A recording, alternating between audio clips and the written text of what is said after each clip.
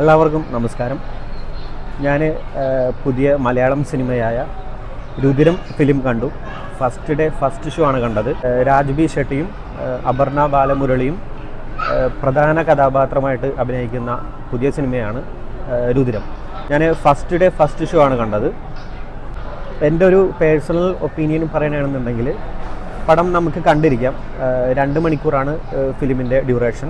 അതിലൊരു 1.5 മണിക്കൂർ നമ്മൾ ചെറിയൊരു ബോറടിക്കും. ഈ സിനിമയുടെ സ്റ്റോറിയെ പറ്റി പറയുകയാണെന്നുണ്ടെങ്കിൽ, അതായത് ഇപ്പോഴത്തെ കാലഘട്ടത്തിൽ നടക്കുന്ന ഒരു സ്ത്രീകൾക്കും പുരുഷന്മാർക്കും എതിരെ നടക്കുന്ന ഒരു ലൈംഗിക അതിക്രമമാണ് ഈ ഒരു സിനിമയിലെ സ്റ്റോറി. എന്തായാലും നമുക്ക് കണ്ടിരിക്കാം. ഒരു ടോട്ടൽ 2 മണിക്കൂറാണ് സിനിമയുടെ ഡ്യൂറേഷൻ ഉള്ളത്.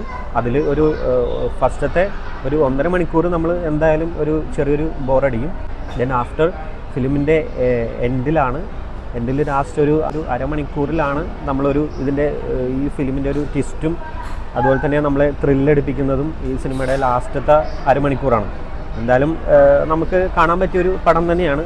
നമ്മൾ ഫാമിലിയായിട്ട് കാണാൻ പറ്റിയൊരു പടം തന്നെയാണ്.